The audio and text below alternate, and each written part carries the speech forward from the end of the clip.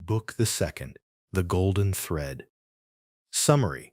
The story shifts forward 5 years to 1780 in England. Jarvis Lorry, now settled into his routine at Tellson's Bank in London, reflects on the bank's outdated practices. Meanwhile, we are introduced to Jerry Cruncher, a messenger for Tellson's, who lives a grim life and treats his wife with suspicion and cruelty. This chapter sets up the broader social and economic tensions brewing in England and foreshadows Jerry's dubious activities. Original text. Chapter 1, 5 years later. Tellson's Bank by Temple Bar was an old-fashioned place.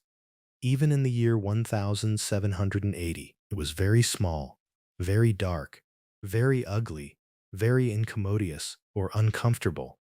It was an old-fashioned place, moreover, in the moral attribute or ethical quality that the partners in the house were proud of its smallness, proud of its darkness, proud of its ugliness, proud of its incommodiousness or discomfort. They were even boastful of its eminence or importance in those particulars or details, and were fired by an express or clear conviction that, if it were less objectionable, it would be less respectable. This was no passive belief, but an active weapon which they flashed at more convenient places of business. Tellson's, they said, wanted no elbow room. Tellson's wanted no light. Tellson's wanted no embellishment or decoration. Noakes & Co.'s might, or Snooks Brothers might. But Tellson's, thank heaven, any one of these partners would have disinherited his son on the question of rebuilding Tellson's. In this respect, the house was much on a par with the country, which did very often disinherit or reject its sons for suggesting improvements in laws and customs that had long been highly objectionable, but were only the more respectable, meaning that the country treats new ideas like a father who disowns his son for changing family customs. Thus it had come to pass that Tellson's was the triumphant perfection of inconvenience. After bursting open a door of idiotic obstinacy or stubbornness with a weak rattle in its throat, you fell into Tellson's down 2 steps and came to your senses in a miserable little shop with 2 little counters where the oldest of men made your check shake as if the wind rustled it, while they examined the signature by the dingiest or dirtiest of windows, which were always under a shower bath of mud from Fleet Street, and which were made the dingier or filthier by their own iron bars proper or fitting, in the heavy shadow of Temple Bar, which is the famous monument that serves as an entrance to London. If your business necessitated your seeing the house, you were put into a species of condemned hold, or prison-like room at the back, where you meditated on a misspent life until the house came with its hands in its pockets, and you could hardly blink at it in the dismal twilight, or dim light. Your money came out of, or went into, wormy old wooden drawers, particles of which flew up your nose and down your throat when they were opened and shut. Your banknotes had a musty odor or stale odor, as if they were fast decomposing into rags again. Your plate was stowed away among the neighboring cesspools or sewage drains, and evil communications corrupted its good polish in a day or two. Your deeds, which are legal documents, got into extemporized strong rooms or improvised storage rooms made of kitchens and sculleries or pantries, and fretted all the fat out of their parchments into the banking house air, meaning that the fat that is in parchment, which is made of animal hides, had begun to fade away due to poor storage conditions. Your lighter boxes of family papers went upstairs into a Barmecide room, which is an empty room with the appearance of luxury, that always had a great dining table in it and never had a dinner, and where, even in the year 1780, the first letters written to you by your old love or by your little children were but newly released from the horror of being ogled or stared at through the windows by the heads exposed on Temple Bar with an insensate or senseless brutality and ferocity worthy of Abyssinia or Ashanti, which are 2 cities now known as Ethiopia and Ghana, both regarded at the time as exotic places where wars and conflicts were particularly brutal. But indeed, at that time, putting to death was a recipe much in vogue with all trades and professions, and not least of all with Tellson's. Death is nature's remedy for all things, And why not legislations? Accordingly, the forger or counterfeiter was put to death. The utterer or seller of a bad note or a bad check was put to death. The unlawful opener of a letter was put to death. The purloiner or thief of 40 shillings and sixpence was put to death. The holder of a horse at Tellson's door who made off with it was put to death. The coiner or coin counterfeiter of a bad shilling was put to death. The sounders, meaning people who put into circulation of 3/4 of the notes in the whole gamut or range of crime, were put to death. Not that it did the least good in the way of prevention. It might almost have been worth remarking that the fact was exactly the reverse. But it cleared off, as to this world, the trouble of each particular case, and left nothing else connected with it to be looked after. Thus Tellson's, in its day like greater places of business, its contemporaries, had taken so many lives, that if the heads laid low before it had been ranged on Temple Bar instead of being privately disposed of, they would probably have excluded what little light the ground floor had in a rather significant manner. Cramped in all kinds of dun or dreary cupboards and hutches or storage spaces at Tellson's, the oldest of men carried on the business gravely. When they took a young man into Tellson's London house, they hid him somewhere till he was old. They kept him in a dark place, like a cheese, until he had the full Tellson flavor and blue mold upon him. Then only was he permitted to be seen, spectacularly poring over large books, and casting his breeches and gaiters, or pants and leggings, into the general weight of the establishment. Outside Tellson's, never by any means in it, unless called in, was an odd job man, an occasional porter and messenger, who served as the live sign of the house. He was never absent during business hours, unless upon an errand, and then he was represented by his son, a grisly urchin or child of 12, who was his express image, or looked just like him. People understood that Tellson's, in a stately or formal way, tolerated the odd job man. The house had always tolerated some person in that capacity, and time and tide had drifted this person to the post. His surname or last name was Cruncher, and on the youthful occasion of his renouncing by proxy, or on behalf of another, the works of darkness, in the easterly parish church of Houndsditch, which is a district in London, he had received the added appellation or name of Jerry. The scene was Mr. Cruncher's private lodging in Hanging Sword Alley, Whitefriars. The time, 7:30 of the clock on a windy March morning, Anno Domini, or year of the Lord, 1780. Mr. Cruncher himself always spoke of the year of our Lord as Anna Dominos, apparently under the impression that the Christian era dated from the invention of a popular game by a lady named Anna who had bestowed or given her name upon it. Mr. Cruncher's apartments were not in a savory neighborhood or pleasant neighborhood, and were but two in number, even if a closet with a single pane of glass in it might be counted as one, but they were very decently kept.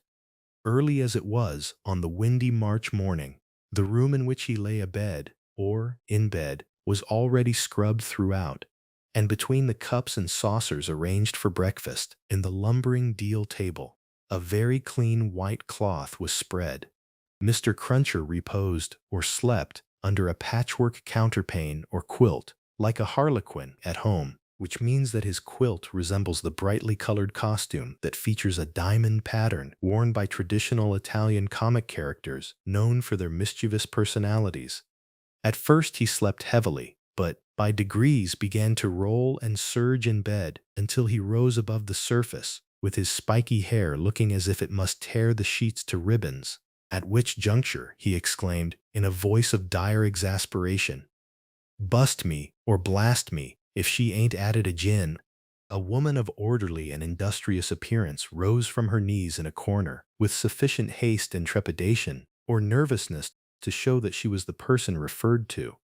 "What?" said Mr. Cruncher, looking out of bed for a boot. "You're at it again, are you?" After hailing the morn with this second salutation, he threw a boot at the woman as a third. It was a very muddy boot, and may introduce the odd circumstance connected with Mr. Cruncher's domestic economy, meaning how he earned his money. That, whereas he often came home after banking hours with clean boots, he often got up next morning to find the same boots covered with clay. "What?" said Mr. Cruncher, varying his apostrophe after missing his mark. "What are you up to, aggravator?"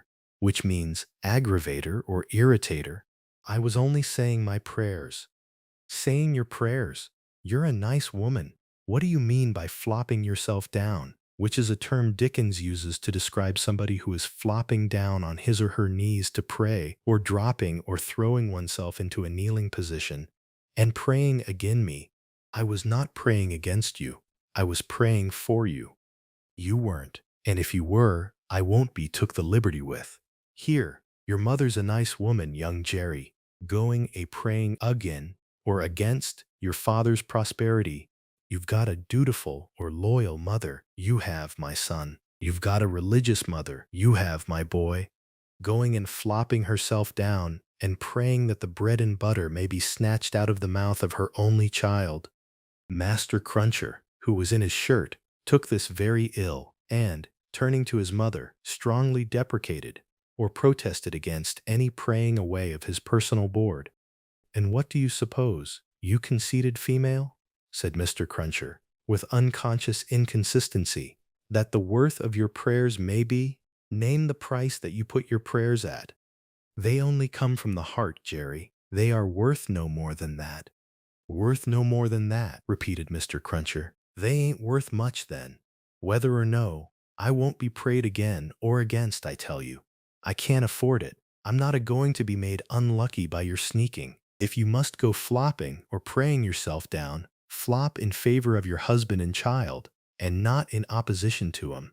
If I had had any but a unnatural wife, and this poor boy had had any but a unnatural mother, I might have made some money last week instead of being counter-prayed, or prayed against, and countermined, or thwarted, and religiously circumvented, meaning circumvented or blocked, into the worst of luck. Bust me," said Mr. Cruncher, who all this time had been putting on his clothes, "if I ain't, what with piety or religiousness, and one blowed thing and another, been choused or cheated this last week into as bad luck as ever a poor devil of a honest tradesman met with.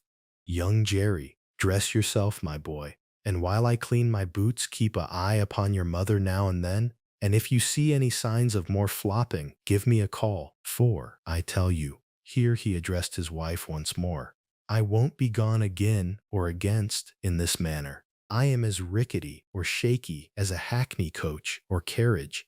I'm as sleepy as laudanum or opium.